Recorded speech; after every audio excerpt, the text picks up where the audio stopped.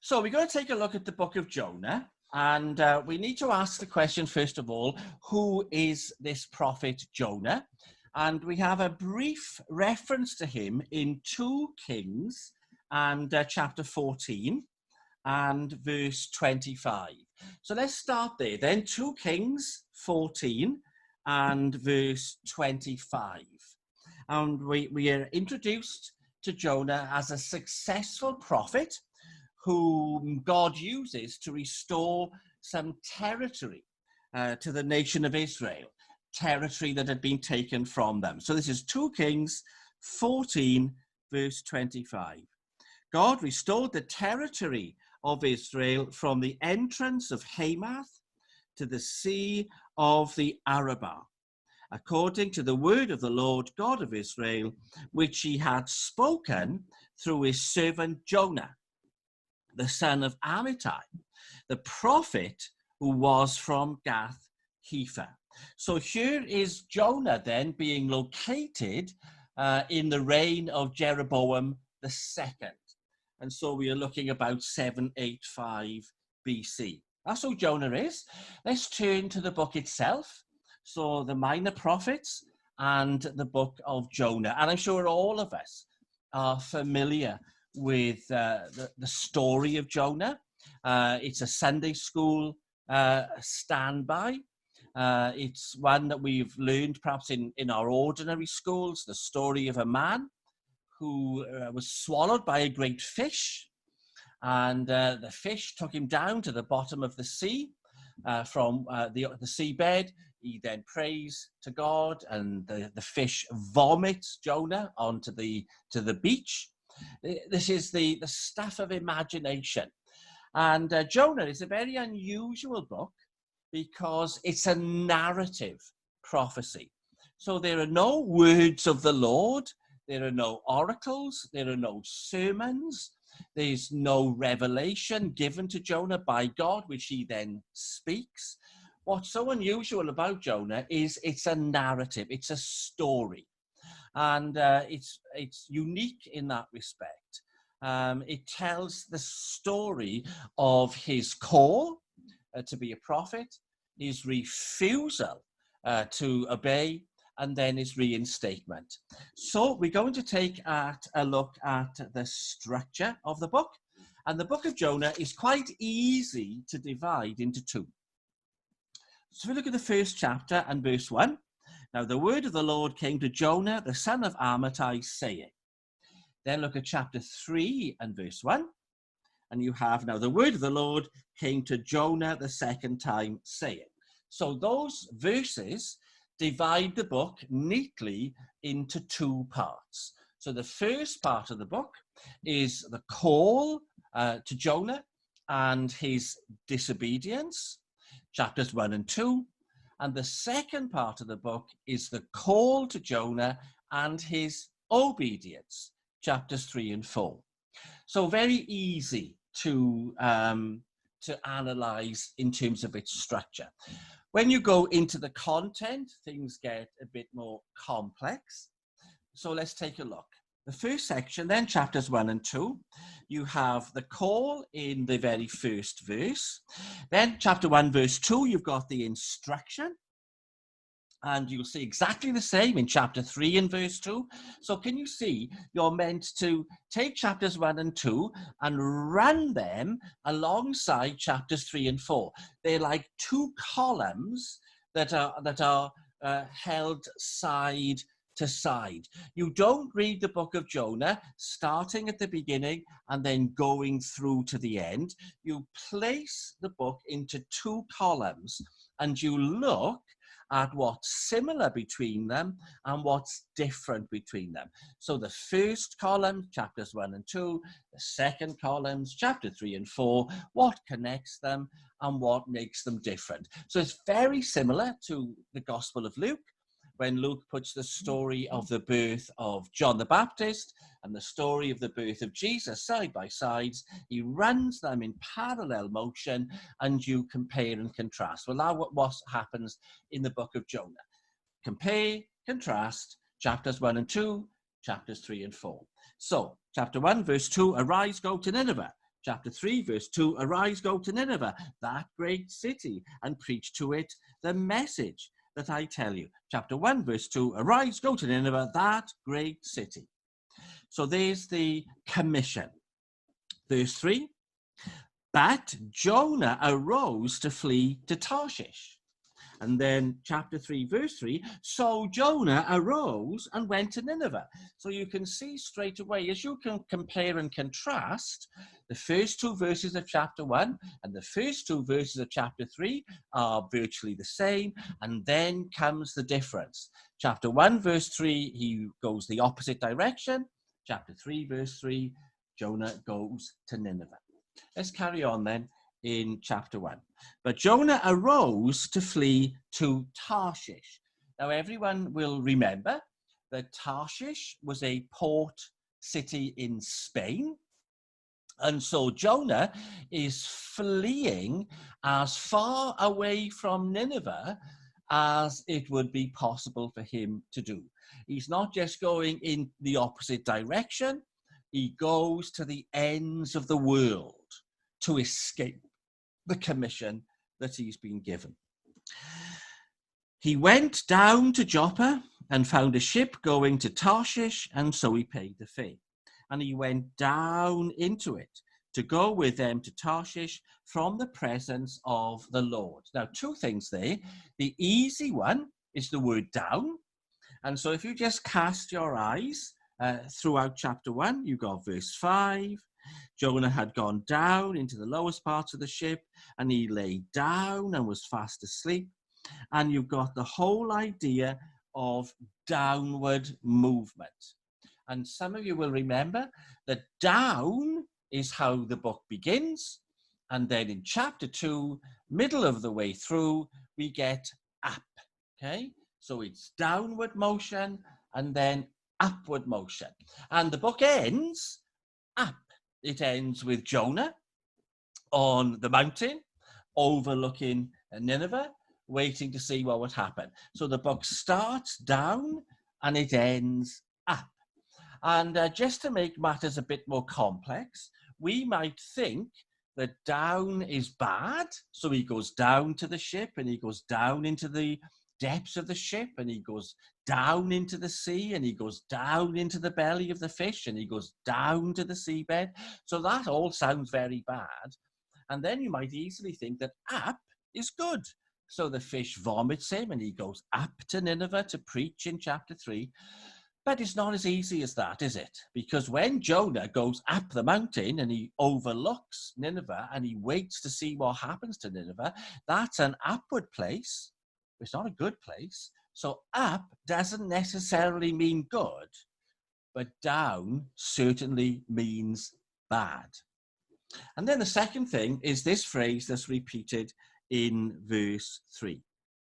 He went down to Tarshish from the presence of the Lord. That's how verse 3, chapter 1 opens.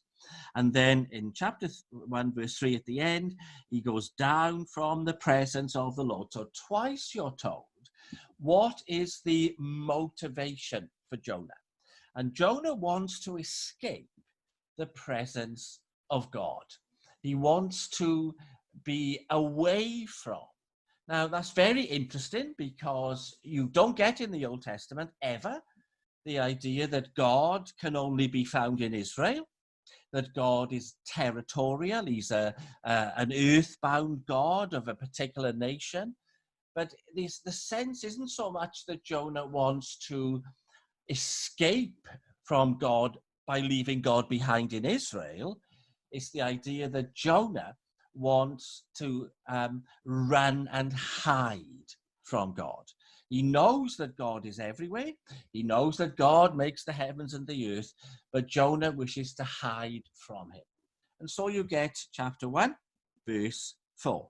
The Lord sent out a great wind on the sea, and there was a mighty tempest on the seas, so that the ship was about to be broken up. And you get this famous account of a storm, Jonah asleep in the bottom of the ship, the sailors struggling to navigate the storm. They all cry to their gods, and then they discover that the reason for the storm, which is very interesting that they should think like that, There must be a reason for the storm. They discover it's Jonah. They try bravely to carry on navigating the ship through the storm. But Jonah suggests, throw me into the sea and you will be delivered. So if you look at chapter 1 and verse 12, pick me up and throw me into the sea. Then the sea will become calm for you. For I know that this great tempest is because of me. Verse 13, the men try valiantly to navigate the ship, and they cry out in verse 14, and so verse 15, they pick up Jonah and throw him into the sea, and the sea ceases from raging. Verse 16, chapter 1, then men feared the Lord exceedingly and offered a sacrifice to the Lord and took vows. Now, this should remind you of some of our previous discussions about, did Cyrus become a Christian believer, a believer in God? Who were the other ones? Those people who seem to be reported as fearing God or honoring God or acknowledging God. Well, as it was for them, so it is for these sailors. They don't become believers in Yahweh. You've got no way to think that. They just simply honor and acknowledge him like they would any God. Chapter 2. This is the moment then when Jonah swallowed in verse 17 of chapter 1. He goes in the belly of the fish 3 days and 3 nights. Chapter 2. Then Jonah prayed to the Lord his God from the fish's belly. I cried out to the Lord because of my affliction, and he answered me. Out of the belly of Sheol I cried, and you heard my voice. Now we've looked at this. It's a psalm. It's a prayer. It's a lament. He laments his sin. He looks to the temple in Jerusalem, just like as Solomon said you should. Look to the temple, and God will hear your prayers, and God will deliver you. So Jonah, in the darkness of the belly of the fish, prays to God. Now, what's really interesting here, and I didn't know this until I read about it, that in the Hebrew language, you have a fish referred to on 2 occasions as a male fish, and then the third occasion, it's referred to as a female fish. So what does that mean? And what do we mean? What are we meant to understand by that? So if you read this account in the original language because you were a Hebrew speaker, it would be clear to you that it was a male fish, it was a male fish, but then it's a female fish. And Jonah, out of the belly of the female fish, prays to God for deliverance. And he is delivered. That's really interesting, I think. And so verse 10 of chapter 2, the Lord spoke to the fish and it vomited Jonah onto dry land. So there's the first half of the book. Now comes the second. You've got the call and you've got the instructions, and then you have the difference. Jonah arose, verse 3, went to Nineveh according to the word of the Lord. Now, Nineveh was an amazingly great city, a 3-day journey in extent. Now, in this idea, guys, of, 2 columns, chapters 1 and 2, chapters 3 and 4, what you're meant to do is compare the 2 cities. So you've got Tarshish in the first column, chapters 1 and 2. You have Nineveh, the city, in the second column, chapters 3 and 4. Now, as you notice, this is a tale of 2 cities. What can you contrast about the 2 cities? And I'm not going to tell you. We can work that out later, maybe. What's the great difference between these 2 cities? And I don't want you now to speculate, just come up with random thoughts.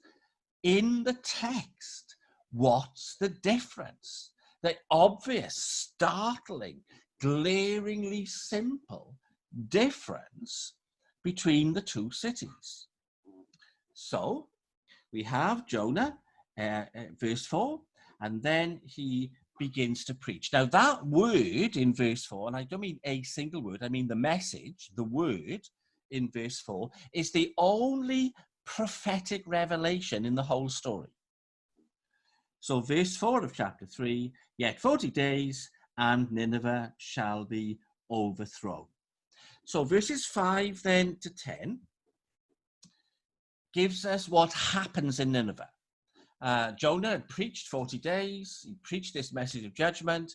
The city turns to God and God relents. Now, in this idea of comparing and contrasting, chapters 1 and 2, chapters 3 and 4, we've got two cities, a city in this one, a city in that one. You're then meant to say, okay, then, what's the next connection between the two halves of the book? So, people of Nineveh, who are we meant to compare them with then? And I'm sure you'll work it out. The people of Nineveh are compared to the sailors, those groups of individuals, okay?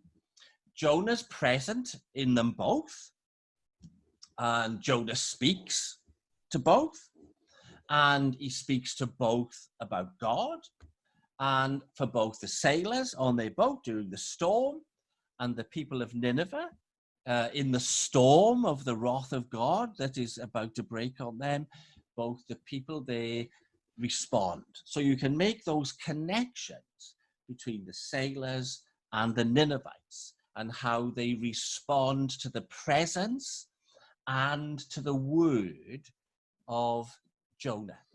So you make those interesting connections, but also make the contrasts. So chapter 4 then, chapter 4 is to be compared with and contrasted to chapter 2. So in chapter 2, Jonah is swallowed by a fish, and he's in the sea, and he's in the depths, and he speaks to God, and God hears him. In chapter 4, Nineveh is on the top, and he speaks to God. And there's another miraculous, natural creature type thing that is meant to be compared to the fish. So what's that then? What's the fish equivalent in chapter 4? Well, I'm sure you all know. The fish equivalent in chapter 4 is found in verse 6. Jonah 4 and verse 6. The Lord God prepared a plant and made it come up over Jonah, that it might be shade for his head to deliver him from his misery. And Jonah was very grateful for the plant. So the fish and the plant are connections. They're both specially created by God. They both deliver Jonah. The fish delivers Jonah from drowning, and the plant delivers Jonah from dying of sunstroke, dehydration, burning, whatever.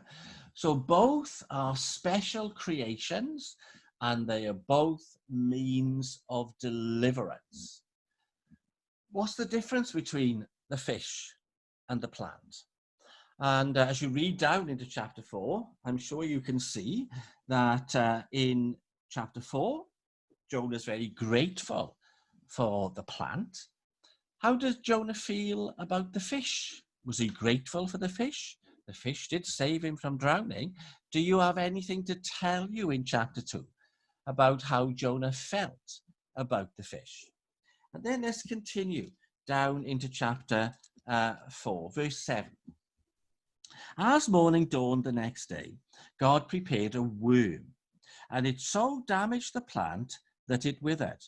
And it happened when the sun arose, and God prepared a vehement east wind, and the sun beat on Jonah's head so that he grew faint. Now, can you see how the story is developing, how there's a contrast? Not only does God create a plant, he then creates a worm, and then he creates an east wind. Now, you may, if you want, compare the east wind in chapter 4 with the vehement wind in chapter 1. When we have in chapter 1, verse 4, the Lord sent out a great wind on the sea. So you get God creating a wind on the sea, then God creating a wind from the east. Now, that's 5. Those are 2 points of contact. They're not very neat, but they are there. In chapter 4, you've got 3 special creations by God. And what happens? Jonah grows faint. Then, verse 8, he wished death for himself and said, "It is better for me to die than to live." Now, I've forgotten to mention, why is Jonah feeling like this? It's because he is angry, and the emphasis in chapter 4 is anger. He's angry that God has relented from bringing wrath onto the Ninevites. And we've seen many times why Jonah feels like this. He knows that God is compassionate. He knows that God is gracious. And he knew all along, really, that God would have compassion on the Ninevites rather than be wrathful. And that's why he runs, he tells us.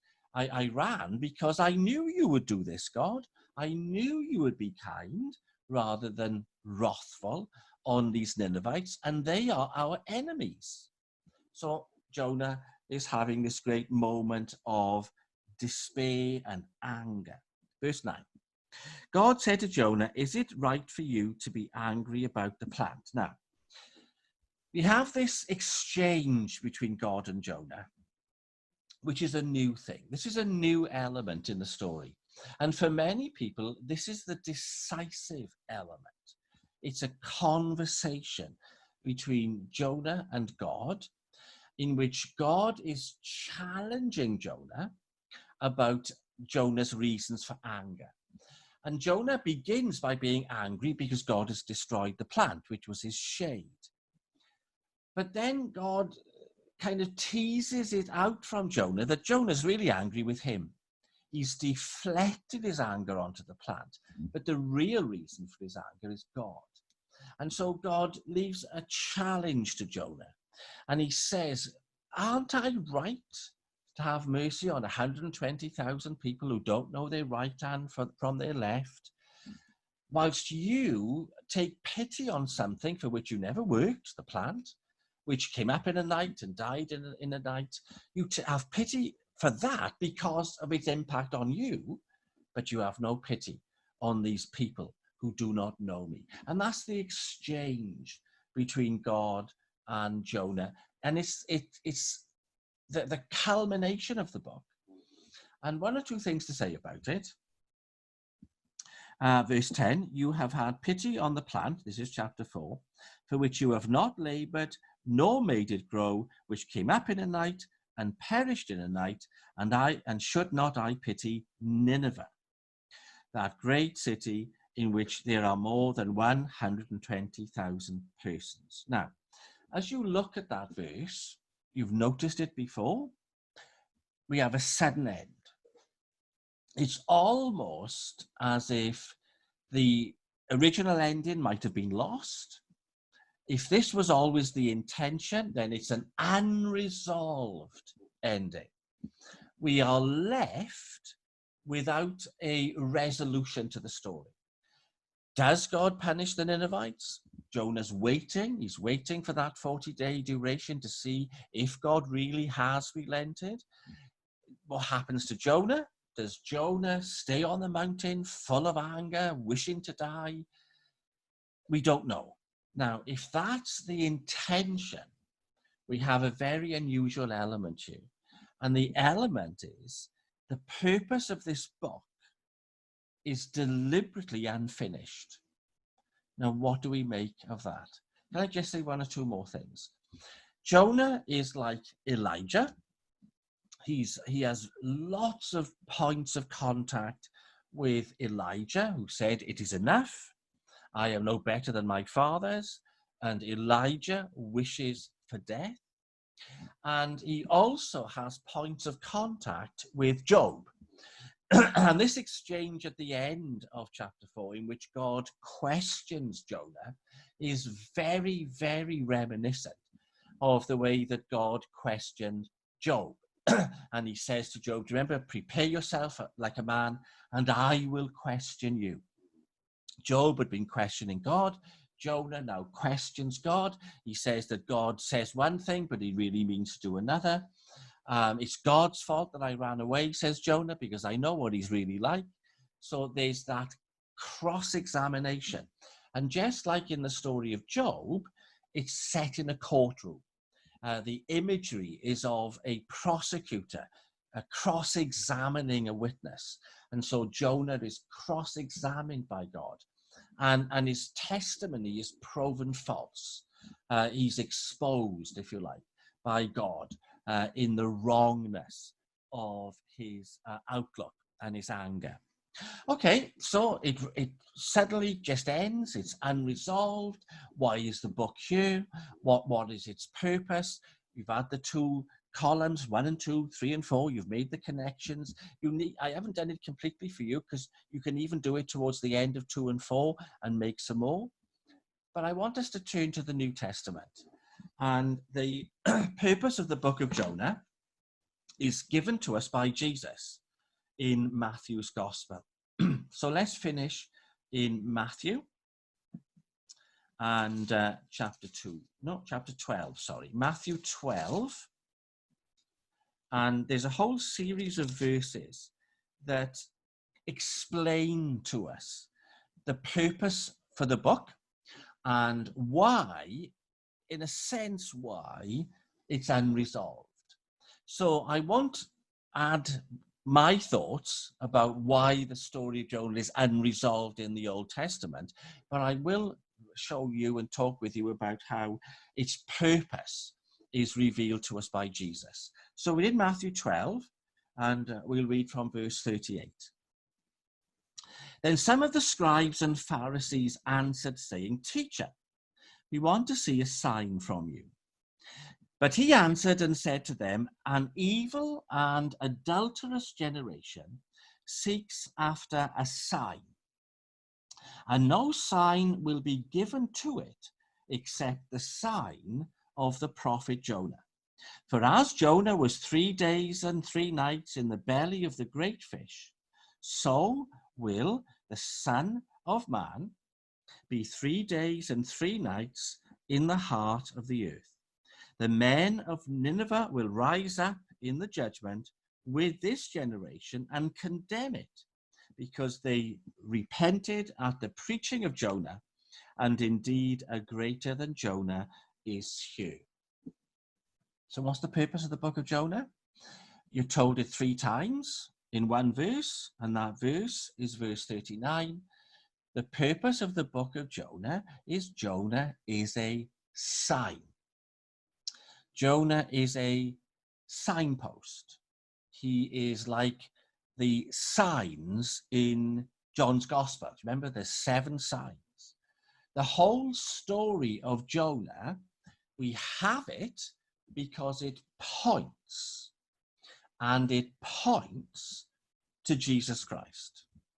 And so if you look at the book itself, Jonah becomes a sign to the sailors.